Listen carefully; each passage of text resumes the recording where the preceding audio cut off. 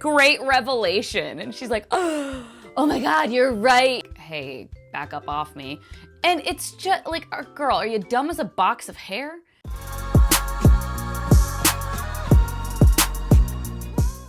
Well, hello. Welcome back to my channel. Just Shauna here to talk about some friggin' books that I have read recently. May has been a pretty solid reading month for me as far as the amount that I've been reading, as well as enjoyment, though I do have several rereads to talk about here, so I'll probably be a little brief with those. I do also have a lot that I want to try to fit in this video. I might need to break it up though. And I've only actually had one DNF, I just realized. Yeah, I have read 9 books in May, and it's May 26th right now, so I should probably be able to finish at least one more, if not 2 more. I'm in the middle of 2 right now. Let's begin with one that was not a reread, and actually this is slightly out of order. This was the first book that I finished in May, and that is Telephone by Percival Everett. I got this from the library, and my first Percival Everett, I talked about it briefly in the library haul video as well. The TLDR here is I liked this, but I didn't necessarily love it. I found myself feeling pretty detached from the characters, despite it being a very sad and touching story. We are following a guy named Zach, who is a geologist and professor. He's married, has 1 daughter, and he's kind of, it's literary fiction, and it has that literary fiction thing of like a character who's just existing and things happen to them, and they're just kind of like, well, I guess, like, oh, I guess I'm married now with a kid. Do I even really love my wife all that much? I mean, she's cool, she's nice, but like, what is our marriage? But like, it's fine. Like, just one of those types of people and characters, which stresses me out sometimes because I cannot relate. But basically the premise here is his daughter, him and his wife realize something is wrong with her. She's like having spotty vision and also like spotty memory, and then she has a couple of small seizures. So they obviously take her to get checked out, and she has a disease. Now I can't remember what it's called, but basically it's a terminal fatal illness. She is not going to make it out of childhood pretty much. So then him and his wife are kind of trying to deal with that and process that. Meanwhile, at his job, he has a coworker who is like, he's very like on the spectrum coded as well. I don't know if he's meant to be like an autistic or, you know, again, on the spectrum character or not, but he definitely, there's inklings there. He's so direct with his coworkers to the point of being rude, but he doesn't like think he's being rude. And he has a female coworker who is trying to, I think she's trying to get tenure. I don't remember now. She's trying to do something though and asks for like a letter of recommendation, and he's dealing with kind of some drama surrounding that. And then he has a student who has a crush on him very clearly, and he's trying to put the kibosh on that as well. Like, hey, back up off me. And something that I didn't know until I finished this book is that apparently there are, I think, 3 different versions of the story. So there's 3 different ones you could get, and like, I don't know which one is which. So the book I read could be different from the version you read if you've read this book. There's different, like, it's almost like a choose your own adventure, but like 3 different versions. So like he interacts with certain characters in different ways depending on the version that you got. So that's interesting for sure. But then another like subplot of this is he orders clothing online, like on eBay, and he gets this jacket that has a note in it that's in Spanish, and it's like, help me, help us.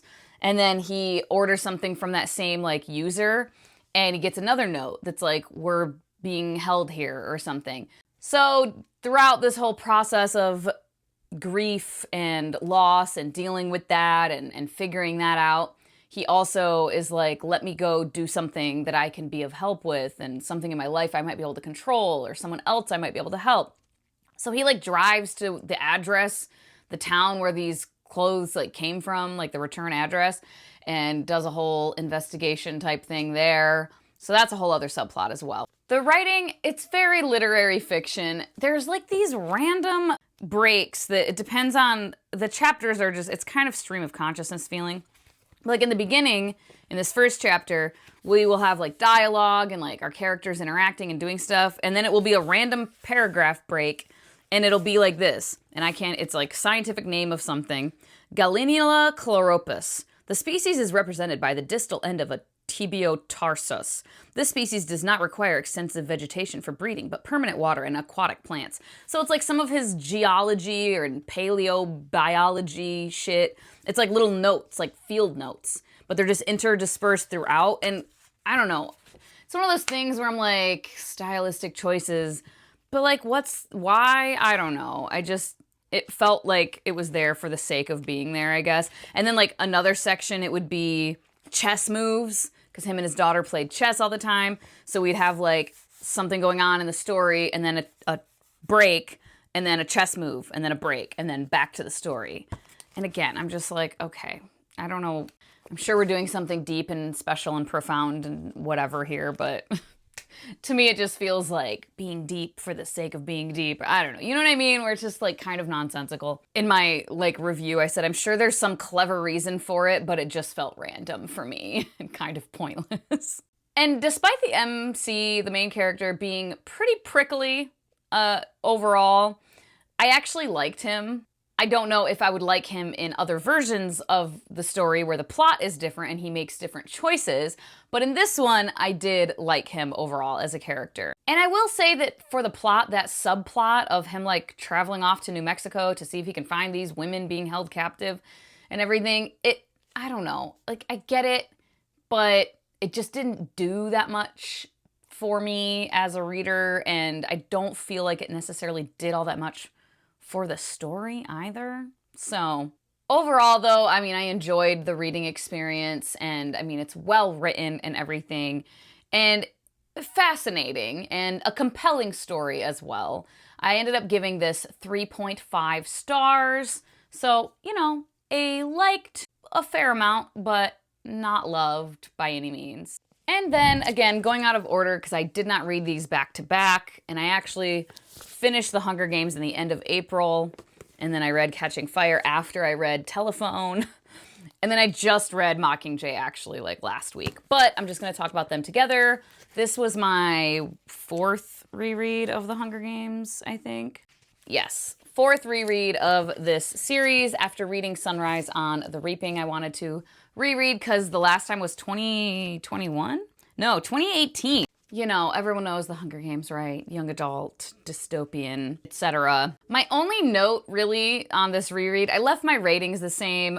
5 stars for The Hunger Games, 5 stars for Catching Fire, and 4 stars for Mockingjay. I know people like hate Mockingjay sometimes or really disliked it. Obviously my enjoyment was like slightly lower, but not like, I mean, 4 stars for me is still very high. And on this reread, I will say I found myself feeling a little annoyed in parts. One thing was, oh my good God, every other time I turn around, Katniss is like getting knocked out and getting drugged because something happened. She either gets injured or traumatized or has a moment and she can't handle it, and so then she blacks out, and oh my God, and like she's always waking up in the like med unit or whatever, and it happened a lot. It's like, okay, can we stop just having like to move the plot along her being drugged, and then like a bunch of time passes, we do time jumps with that, so that was a little irritating. But then also I noticed that there's something kind of stupid, and it's funny because Leanna had finally read the Hunger Games trilogy like within recent months, and I haven't watched her video because I was like, I don't want to be upset because I don't know if she liked it. But then after I reread it, I was like, let me go check out her video. Something that she was annoyed with is what I notated as being annoying too. And I don't know if it's spoilers or whatever for this series, but I'm going to say something vaguely that happens in Mockingjay or something about the plot. If you've never read the Hunger Games and you're wanting to, skip ahead until I'm not holding these books up anymore. But yeah, in Mockingjay, so Peeta is, you know, being held captive and clearly being tortured, abused in some fashion. And it takes Prim, and she's like, oh, he's using PETA to get at me. She's like said this and acknowledged this. And then Prim is like, well, yeah, he's not gonna kill him because he needs to keep him alive to keep hurting him to hurt you. And Katniss acts like this is some great revelation. And she's like, oh my God, you're right. He is just hurting him to hurt me. I thought he was gonna use me to like draw me to the Capitol. He was gonna use PETA to draw me to the Capitol. And like use PETA as bait to get me there. I never imagined he would just keep him alive to torment me. And like she goes off like freaking out about this. I'm pretty sure she has to be sedated again. And like this is when they're like, okay, well go get PETA because you're fucking useless right now with your stress about this. And it's just like, girl, are you dumb as a box of hair? Why are we acting like this is some great revelation? And the way it was written was and I know it's young adult, and like, the first time I read it, I wasn't even, I mean, I was 25, so I guess kind of a young adult. And I just don't remember being that annoyed by it, and like really clocking it as like something dumb, really. Not that I thought it was smart, it was just like a nothing thing, but this time it stuck out, and I was like, that's pretty stupid that you, like, what are we talking about? And like, I think this is meant to be clever, but it's not really. So those two things kind of annoy me. But like, again, I kept my rating 5, 5, and 4 still. This series always holds up every time I reread it. So, and then I read a NetGalley e-arc of Bury Our Bones in the Midnight Soil by V.E. Schwab. And this is coming out when? June 10th. Supposedly. And this is historical, paranormal fantasy. We're following 3 women from 3 different time periods. The 1500s, the 1800s, and then 2019. It's kind of a sapphic, vampiric spiral into madness a little bit. We're seeing the story of how these 3 women's lives intertwine and how vampires are involved with each of their stories. The TLDR here is I really had a fun time with this book. I thoroughly enjoyed it. I read it pretty quickly, like in 2 days, I think. And yeah, it's just like a historical, sapphic, vampiric fun time. And like bloody, ruthless, crazy vampires. I ended up giving it 4.5 stars, which is very impressive also because of some of the qualms that I have, which I'll talk about in a second. But man, this thing stuck the landing. The ending for me was so good. And yeah, if you're someone who enjoys vampiric stories, historical fiction, and you can get into some like tweaked vampire lore with queer characters, and again, if you can enjoy historical fiction and multiple POVs and kind of going back and forth in time periods, check this one out. The writing was like solid, fine, nothing crazy. Like the use of language, which is like a big thing that I get attached to, was just like, it was there. There was nothing like striking me. The characters, however, had really solid character development in my opinion. There's one character in particular where we get to see a lot more of her story, the one from the 1500s, because there's more time to cover and we get a lot more of that. And we get to see her personality and behaviors change over time. And it was just very fascinating. One of the characters, the one from 2019, we follow for obviously a much shorter amount of time. And in the beginning, like the first half of the book, her POV chapters were much less interesting to me. It felt like we were just kind of farting around over the course of like a couple days. And I was like, all right, cool, whatever, man. But even in the short amount of time we are with her, we see quite a bit of character development. And by the end, she was my favorite, I would say. Yeah, she was definitely my favorite. The plot and the pacing, I did really enjoy the plot. I would say that the pacing was a little slower in the beginning. Makes sense. We're ramping up. We're getting into it. It took me quite a bit longer to like read that first half. Once we got to around 60% though, and things started picking up, I flew through this thing. And yeah, the ending was pleasantly surprising. It kind of subverted expectations a little bit, and I thoroughly enjoyed what V.E. Schwab did with the ending here. Definitely looking at like love, toxic love, abuse, emotional abuse, mental abuse, obsession, like obsessive love, themes of freedom and personal agency. but also of power and how power can corrupt and how you can think that you are powerful, but maybe you're really not. There's one character in particular who is very attractive, and she learns how to kind of wield her looks and the male desire that it like spurs to get what she wants. And she feels very empowered by this. Like, yeah, I'm a bad bitch and I can get what I want with my fucking looks because these men are stupid. Until she learns the hard way that in a patriarchal world, there's only so far that kind of power can take you. And that it's kind of a false sense of power. Again, if you're under a patriarchal societal system, like, yeah, you can use your looks to some advantage as a woman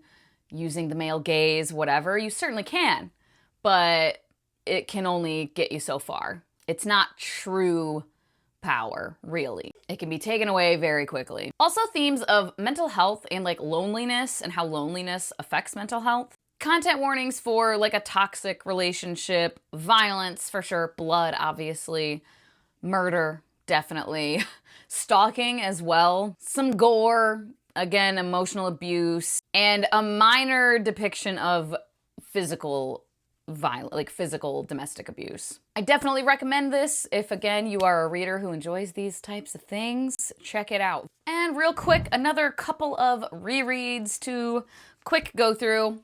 Age of Death, the 5th book in the Legends of the First Empire series by Michael J. Sullivan. Read this one.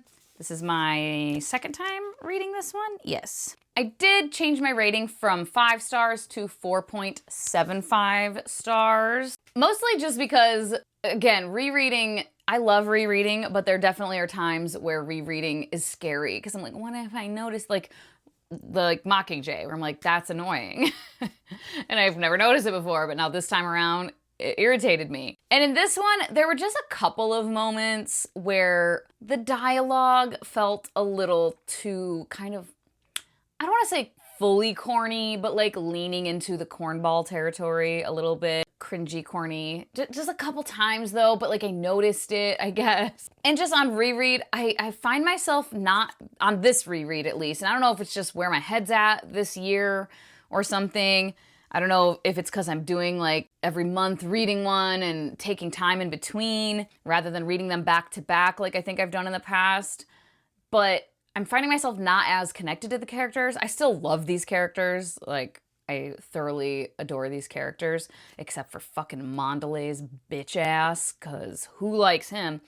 But yeah, I'm just not as like emotionally impacted by things, I guess, which is fine. You know, I mean, I'm aware of what's coming, so it makes sense that I'm not as deeply impacted. But like in the earlier books, there were still a couple of moments that like I got choked up. And in this one, for some reason, I just wasn't as much. So yeah, I changed it to 4.75, but still a good time. And then I reread Peace and Turmoil by Elliot Brooks. And, you know, just to put it out there, I definitely have bias here. Elle is one of my best friends. And I've read this before, and this time I listened to the audiobook. And I will say, I really enjoyed the audiobook. Whoever the narrator is, I can't remember, I'll put it up on screen. He does narrations for, like, other books too that are, I can't remember which ones, but she was telling me, like, some pretty well-known books.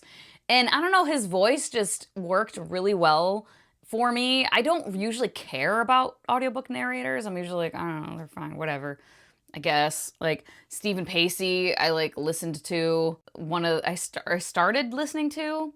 Yeah, fucking Best Served Cold. I started listening to that on audio and I was kind of like, I mean, it's a guy's voice. Like it's not really doing that much for me either way. But I feel like it really enhanced the reading experience for this one.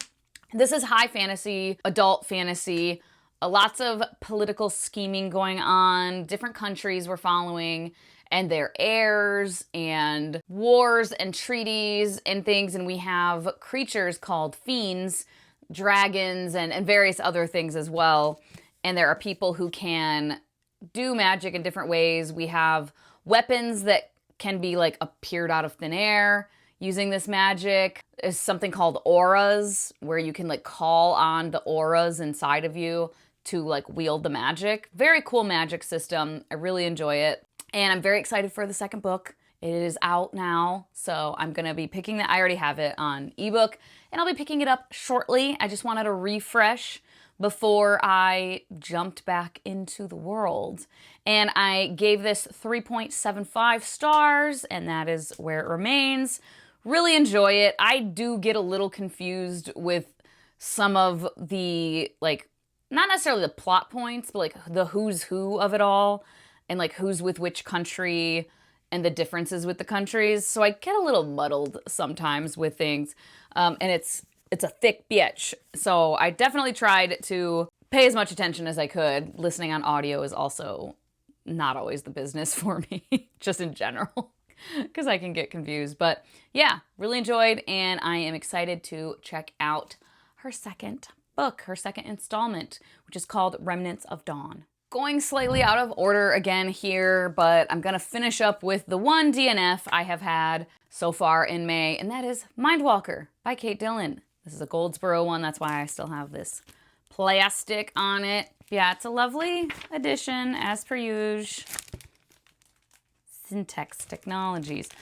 This is young adult, and I'm pretty sure it's like a companion series, because there is a second book, but I looked at the synopsis and it does not seem to be following the same characters at all, but it's clearly in the same world.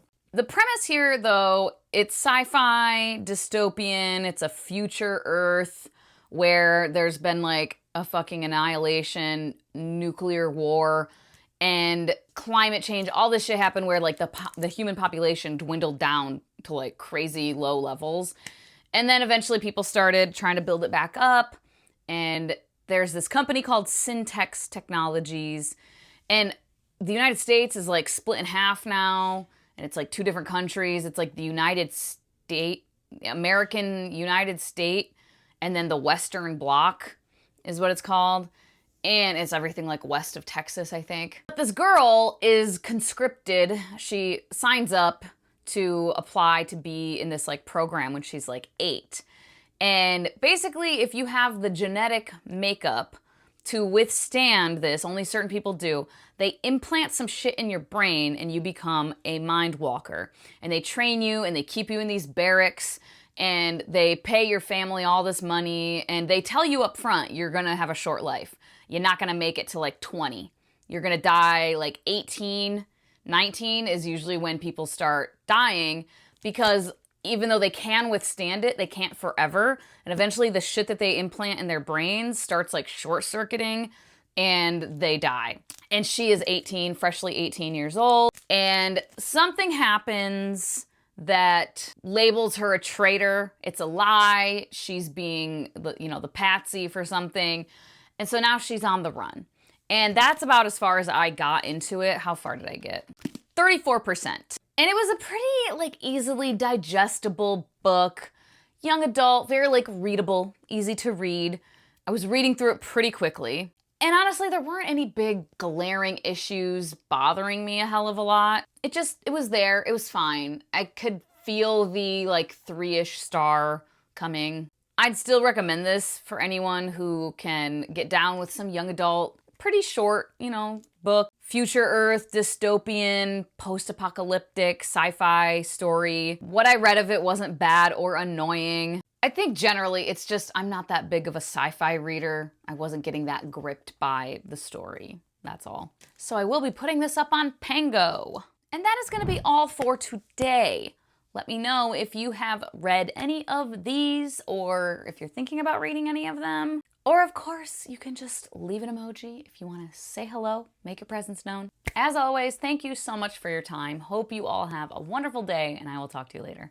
Bye-bye.